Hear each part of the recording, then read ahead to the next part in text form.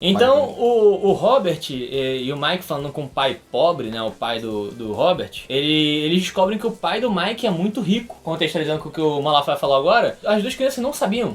O próprio filho do pai rico não sabia que o pai era rico. Né, porque exatamente não aparentava. Mas o banco sabia. E por isso o pai pobre sabia. Então o pai pobre falou assim, vocês podem falar com o pai do Mike, porque o cara é rico, o cara sabe do que faz. E eles foram lá atrás do pai do Mike. E aí você deixa uma lição onde não necessariamente quem aparenta ser rico é rico. Quem aparenta ser pobre é pobre. Você aí que acompanha esses caras no YouTube aí que tem carrão, mansãozona, não sei o que, aquela pode ser tudo alugada, tá, gente? Pra aquele dia, pra aquela gravação. Então, só deixa uma dica aí. Chegando no pai rico, as duas crianças pedem pra que ele os ensine. Isso. Nossa, falei difícil. E foi as primeiras pessoas que perguntaram isso pra ele. Assim Exatamente. como aquele negócio, emprestador de dinheiro, do homem mais rico da Babilônia. Olha o link aqui, quem não viu o vídeo vai lá ver. Entendeu? As pessoas não conseguem linkar uma coisa a outra. O ensinamento que o pai rico passaria para as duas crianças seria a partir de lições dadas em vida.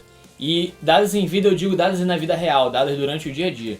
Por isso ele oferece o emprego na mercearia que ele tem para essas duas crianças, que eles deveriam trabalhar os sábados, 3 horas por sábado, e ganhariam 10 centes de dólar por hora, né? 30 centes de dólar por semana. Passaram-se 3 semanas e 10 centes de dólar a hora é muito pouco, até para crianças de 6, 7, 8 anos. O valor do salário mínimo era 25 centes de dólar. Naquela época. Era quase um trabalho escravo para crianças. Trabalho infantil escravo. Trabalho infantil escravizado. As crianças eram escravas. Mas nesse meio tempo, nada foi ensinado às crianças, né? E elas ficaram indignadas e foram ao pai rico falar assim: pô, você tá pagando pouco pra gente, você não tá ensinando nada pra gente, você não olha nem a nossa cara. Tô puto. Aí o pai rico vira e fala: aprenderam? Aí você fala: aprendi o quê? Aprendi a ficar puto contigo? Cara, exatamente. O livro é fantástico. Porque você vai fazendo a leitura e o pai rico, ele vai te ensinando, né? Porque você vai aprendendo com o livro e você não vai percebendo o que você vai ensinando. Mas logo em seguida disso, ele fala assim: olha só, a culpa é minha de estar pagando tão pouco? A culpa é minha de não estar cumprindo com o contrato que a gente estipulou? Ou a culpa é de vocês que aceitaram ganhar pouco, que aceitaram estar na condição de não estar aprendendo nada e mesmo assim estar trabalhando? Obviamente as crianças não entenderam. Eu não entendi quando eu li. E exatamente o que ele fala, a frase certinha é: quando você acha que... Eu vou falar fulano, né? Mas eu não lembro do nome das pessoas. Quando você acha que fulano é o problema, você terá que modificar o fulano. Se você acha que você é o problema, você tem que se modificar. E o que é mais fácil modificar? O que quis ser passado nesse trecho era que se as crianças estavam recebendo pouco e não estavam aprendendo nada, por que elas continuavam nessa condição? E passaram-se 3 semanas assim. E essa foi a primeira lição que o pai rico ensinou a elas. Ele fez a vida ensinar a elas que as coisas não viriam até você se você não se movimentasse, que não é responsabilidade de alguém te passar conhecimento, é sua responsabilidade de ir lá e pegar o conhecimento dessa pessoa, receber o conhecimento dessa pessoa. E eu trago isso pra você. Você tá insatisfeito com o seu salário, você acha que você tem capacidade de ganhar um salário? Eu sou bom! Não, calma aí. Você acha que você tá pronto pra ganhar um salário melhor? Você acha que você tem instrução, ensino, estudo para ter um salário melhor? E se a resposta é sim, então por que você ainda está com esse salário? E aí nós temos sempre, voltando ao que o Yuri comentou comigo antes de gravar, que o problema é você. Se você está no salário que você recebe hoje e você não tem condição de galgar e acha que pode, a culpa é sua que não está capacitado. Mas se você tem condição, a culpa é sua porque você está aceitando esse salário, então você poderia ter ido para outro lugar, ou até nesse mesmo lugar, mas um salário melhor se você não aceitasse esse salário. Exatamente. Depois de ter dito essa lição, existiam 2 opções para as crianças. Ou elas se demitiam, ou elas reivindicavam um salário melhor. E foi isso que elas fizeram. Mas o pai rico mostrou uma terceira opção. E a terceira opção... era trabalhar de graça. Era trabalhar de graça. E foi a que foi aceita no final das contas, porque ele falou a seguinte coisa: você tem 2 opções, na verdade. Ele fala que todo ser humano tem 2 partes da alma, né, que ele cita. Uma delas é a pessoa que se vende, que é a pessoa que aceitaria o aumento e calaria a boca e pronto, e acabou. E a pessoa que não se vende por nada. E você tem que saber qual parte da alma te predomina. Então, se você se vende, basicamente você se vendeu por 15 cents a mais de hora. E se você não se vende, você tá aí, eu tenho que aprender alguma coisa daqui. E foi aí que ele falou assim: se eu aumento o seu salário, você vai ficar satisfeito com esse salário e a partir desse momento você não aprende mais nada. Então eu vou tirar o seu salário e aí a partir desse momento você tem que aprender alguma coisa para poder conseguir um dinheiro. A retirada do salário foi pensada, né, com o mesmo trabalho para que as duas crianças fossem forçadas a pensar em alguma coisa, porque agora elas estavam trabalhando no mesmo trabalho, sem aprender muito mais, só que não recebendo porra nenhuma agora. Né? O que o pai rico queria ensinar retirando o pagamento das crianças? Ele queria ensinar que um aumento de renda não traria o que as crianças desejavam, que era o aprendizado, que elas só iriam aumentar a renda, iriam continuar fazendo a mesma coisa e nada iria mudar. Com um decréscimo de renda, as crianças teriam que se adaptar àquilo ali e arrumar uma forma de ter renda, porque agora não tinha renda nenhuma, né? Se ele aumentasse o salário deles, como ele fala no livro, eles iam ficar fechados a oportunidades. Basicamente a gente falou, se você tá correndo num beco, você só corre em linha reta, você chega e você bate de cara na parede. Mas na verdade, a 2 passos atrás tinha uma saída à sua direita e você não reparou. Então isso que ele fez. Ele tirou essa cela, qual é o nome daquele negócio do cavalo? A viseira. Tirou a viseira dele e falou assim, tá, agora você não recebe mais nada, então você tem que enxergar uma oportunidade para poder ganhar dinheiro. E foi nesse desconforto que eles enxergaram sim uma oportunidade. Eles trabalhavam numa lojinha de conveniência em que de tempos em tempos alguns gibis eram jogados fora. E quando chegou o momento desses gibis sendo jogados fora, por acaso uma das crianças viu os gibis e perguntou assim, pô, a gente pode ficar com esses gibis aqui? Eles e era uma velhos. coisa que sempre acontecia, eles nunca tinham reparado, era uma coisa que porque ganhavam um salário. Exatamente, porque eles estavam num conforto ali, eles conseguiam comprar gibis com o salário que ele ganhava antes. Nisso eles pegam esses gibis, que era assim, devia ser uns 50 gibis, 15, 20 gibis, levam tudo pra casa do Mike, que é o filho do pai rico, e a irmã dele, e montam a biblioteca no porão da casa e colocam a irmã dele do Mike pra trabalhar. E aí eles cobram 10 cents pra você ler quantos gibis você quiser em 2 horas. Em 2 horas você entrava lá e usava. Então eles enxergaram uma oportunidade de fazer dinheiro e eles nesse momento deixaram de trabalhar para o dinheiro e sim começaram a fazer o dinheiro trabalhar para eles, já que eles nem precisavam estar na biblioteca para poder receber dinheiro. Exatamente. Se eu não me engano, eu não anotei os números aqui, mas eles recebiam por volta de $10 a semana. Bem cada mais, um. né? Bem não, mais. acho que não, bem mais do que eles ganhavam na mercearia. Ah, sim, bem mais que eles ganhavam na mercearia. Imagina só, 2 crianças recebendo $10 cada uma por semana em 1940 e bala. 1950 vovó bala. criança. 1900 vovó criança. Tipo, era muita coisa. Era infinitamente mais do que um trabalhador de salário mínimo. Então, tipo assim, se você considerar, era 25 cents a hora, né, do salário mínimo. Então, por dia dava $2 por dia, dava por... caguei pra conta. Não vou fazer conta aqui não. Mas Yuri, Malafaia, o que isso contextualiza com os ricos não trabalham por dinheiro? Percebe que nessa história você tem 2 crianças que trabalhavam por dinheiro e pararam de trabalhar por dinheiro forçadamente, porque o pai rico parou de parar. Só lembrando, eles tinham 9 anos, tá? É de 6 a 9 anos, exatamente. 9 anos. E aí eles precisaram pensar no que fazer, né? Pensar em como aquilo ali poderia gerar algum fruto, onde você conseguiria arrumar o dinheiro. E aqueles gibis que seriam jogados fora, eles pegaram, montaram um sistema, um esquema ali e fizeram com que uma ideia gerasse dinheiro e esse dinheiro foi entrando para eles, né? Então eles ficavam mais ricos com o dinheiro trabalhando para eles. É um exemplo de como os ricos não trabalham pelo dinheiro, eles fazem o dinheiro trabalhar por você. E hoje em dia a gente pode usar a ideia de empreendedorismo, de investimentos, de pirâmide. Oi? Quê? Oi? Quê?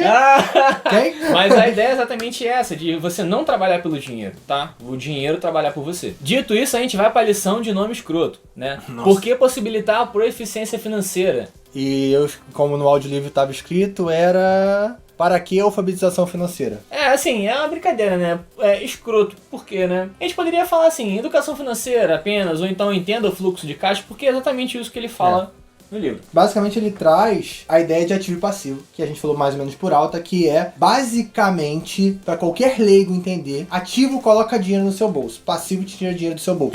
Então a sua casa e o seu carro não é um ativo, é um passivo, porque ele tira dinheiro do seu bolso. Ele tem esses 4 quadradinhos, né, onde o de cima é renda, o de baixo é despesa, o da esquerda é ativo, o da direita é passivo, e ele fala que um ativo nada mais é do que algo que coloque dinheiro dentro do seu bolso, que jogue dinheiro para o seu bloquinho de renda. Assim como um passivo é algo que joga dinheiro pro seu bloquinho de despesa.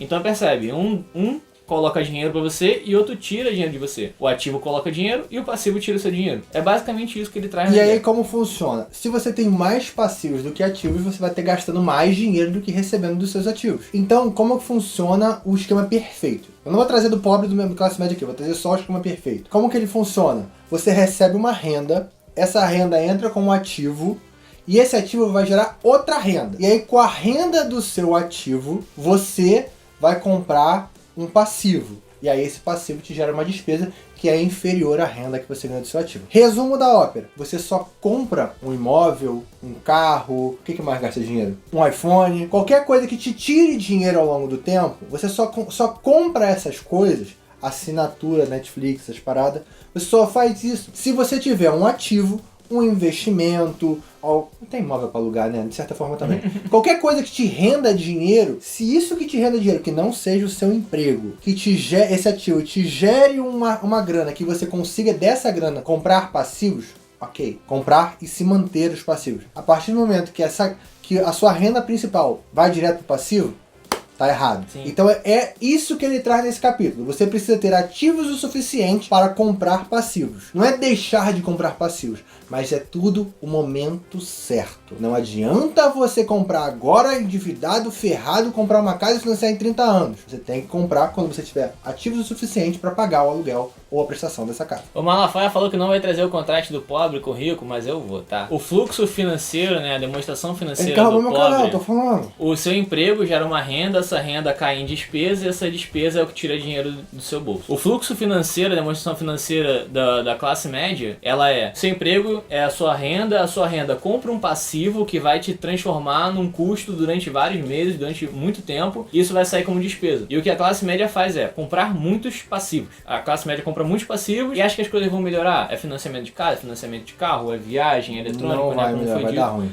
Não vai melhorar e vai entrar na corrida dos ratos. Falamos de corrida de rato já? Não falamos. Bom, né? Como funciona a corrida de rato? Basicamente, você trabalha igual um condenado para ter algum dinheiro e com esse dinheiro você paga contas ou gasta com passivos, e aí com isso você fica sem dinheiro, e depois que você fica sem dinheiro você precisa trabalhar mais para poder continuar esse ciclo. Só que o que acontece? Em algum momento da sua vida, você ou não vai conseguir trabalhar, ou a sua despesa vai superar o dinheiro do seu trabalho, ou você vai gastar mais do que deve, né, na questão da despesa, e aí você entra numa bola de neve de dívida, e seu dia é limitado, então você não consegue trabalhar mais, ou você ficou velho e não consegue ter disposição para trabalhar mais, isso faz com que você quebre, e depois que você quebra, é muito difícil você levantar. E a demonstração financeira dos ricos, como o Malafaia falou logo no início, a sua renda do trabalho entrando e comprando ativos, esses ativos aumentam sua renda, com um aumento significativo dos seus ativos, você se dá ao luxo de começar a ter passivos maiores. Perceba que eu falo passivos e despesas. Todos nós temos despesas que a gente tem que cumprir. Pague a conta de luz.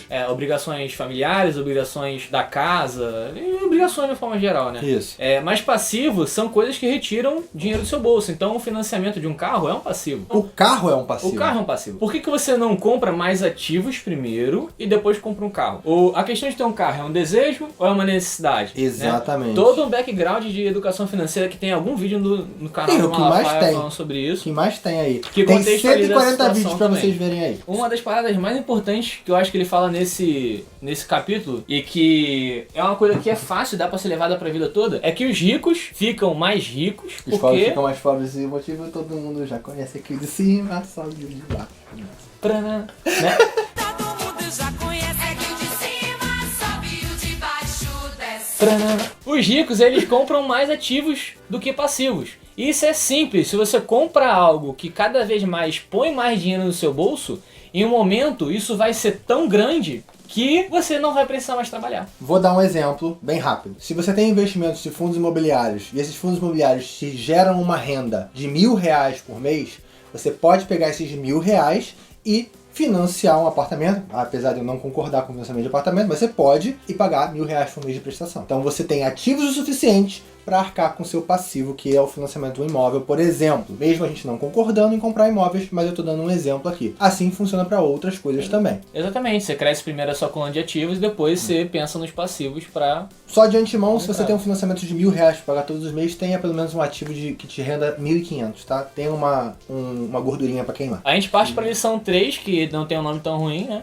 Mas cuide do seu negócio. E aqui ele conta a história de um bancário com quem ele estava conversando uma vez. E ele perguntou assim, qual é o seu negócio? Perguntou ao bancário qual é o negócio, né? Aí o bancário respondeu assim, não, eu sou bancário, pô. Aí o Robert perguntou assim, nossa, mas você é dono de banco? Aí o cara respondeu assim, não, eu trabalho no banco, não sou dono, eu trabalho nele. E o Robert falou assim, não, então você está confundindo sua profissão com o seu negócio. Com isso a gente traz essa distinção, tá? O Uma profissão é algo que você faz e o negócio é algo que você é dono. No caso, o bancário é o dono do banco. O negócio do bancário é o banco em si. Talvez fique um pouco solto só com esse exemplo. Eu conversei com o Malafaia antes, a gente vai trazer uma contextualização para agora. Nós dois somos da Marinha Mercante, somos oficiais de máquinas. Eu sou praticante oficial de máquinas, ele é segundo oficial de máquinas, né? Eu sou uma patente abaixo dele, digamos assim. A nossa profissão é oficial de máquinas da Marinha Mercante. Exatamente. Mas qual é o nosso negócio? E aí eu perguntei isso pro Malafaia, ele respondeu... E aí eu falei, meu negócio é o investidor qualquer. É o meu canal, é o meu negócio. É o que no futuro vai me dar a minha renda passiva. Você pode ver nessa imagem aqui, é isso aqui que eu espero do meu futuro. Isso aqui é o meu futuro. Tem um cofre cheio de ouro onde ele possa E sapatear o tio Patinhas do lado. O tio Patinhas do lado. Aí a gente conversando, né, antes, eu perguntei assim, não, beleza, mas é só isso? E ele esqueceu do segundo negócio que ele tem, que é um negócio que algumas pessoas às vezes não reconhecem a importância do que é. Eu achei muito que maneiro. é o meu principal negócio. Eu sou gestor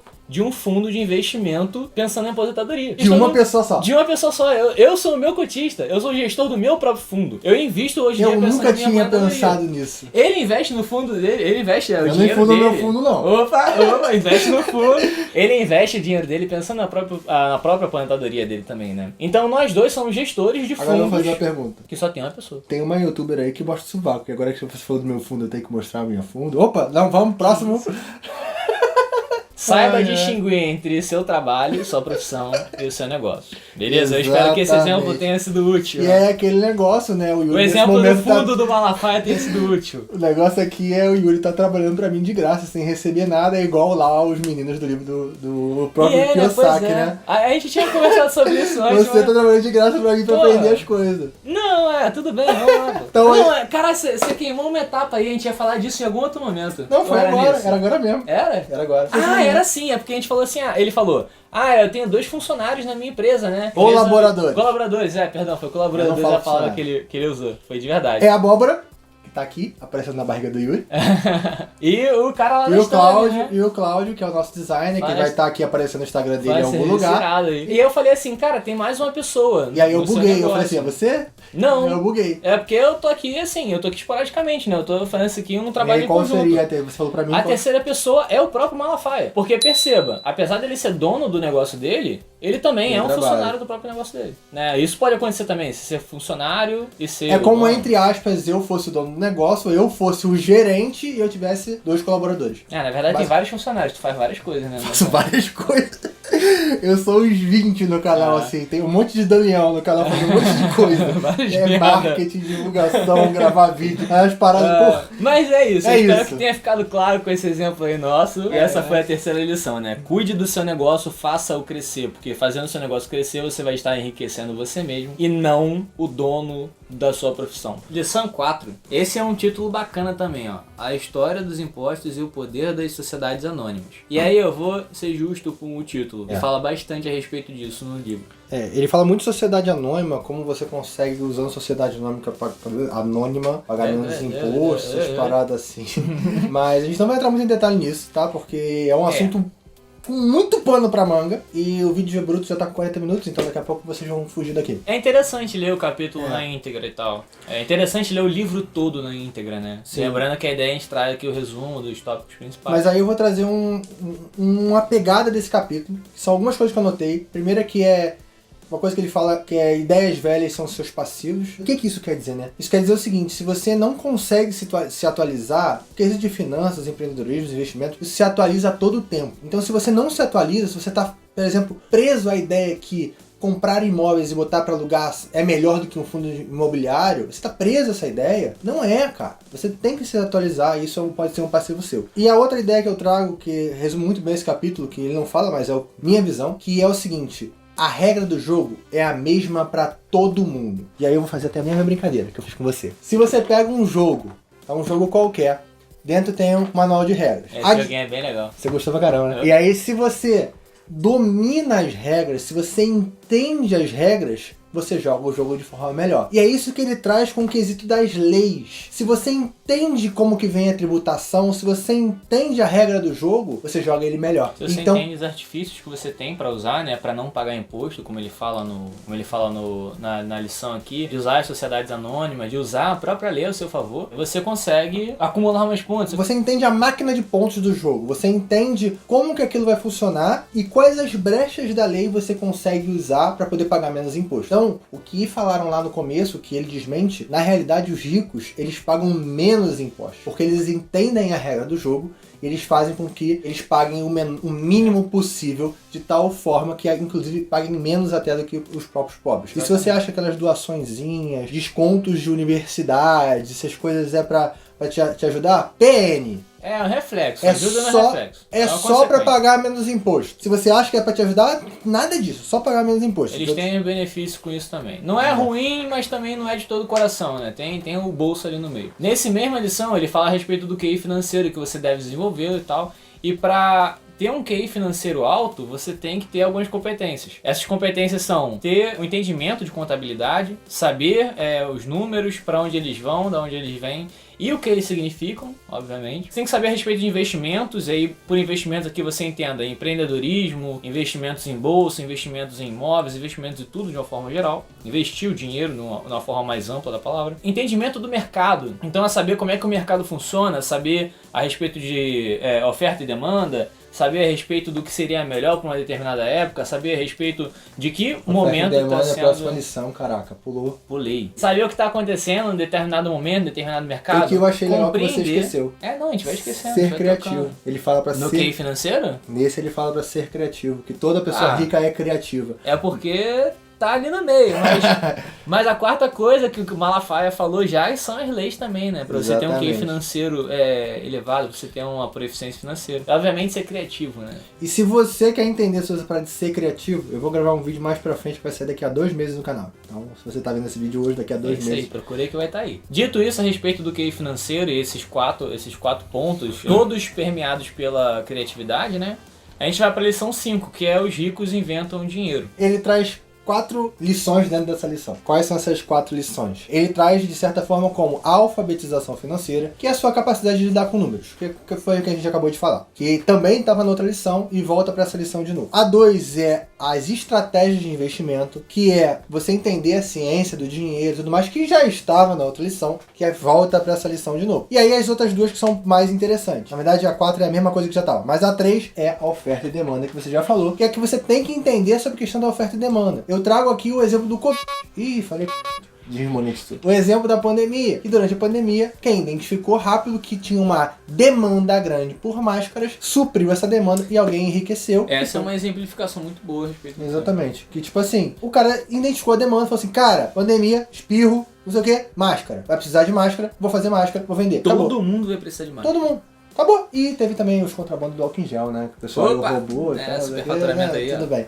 Mas isso aí não vamos citar o caso. Então, uma coisa que a gente falou antes de gravar esse vídeo, a nossa resenha, foi a questão de toda vez que um problema é solucionado, alguém enriquece. Esse alguém pode ser você, se você solucionar o problema. Também. E a última coisa que ele já fala é a questão... Ih, ó, vocês escolhem, moleque. Qual foi, pô? Pagando minhas contas de aí, meu. E o imposto de renda? Tá bom? Pô, Enfim. Ô, porra! Pagar imposto de renda é importante. E a última que ele fala da questão das leis, né? Ele fala que você tem que conhecer as leis para poder pagar menos impostos, entender a tributação. E isso nós fechamos essa lição, basicamente com as coisas que já foram citadas na outra de uma outra forma, que vale a pena você ler o livro para entender.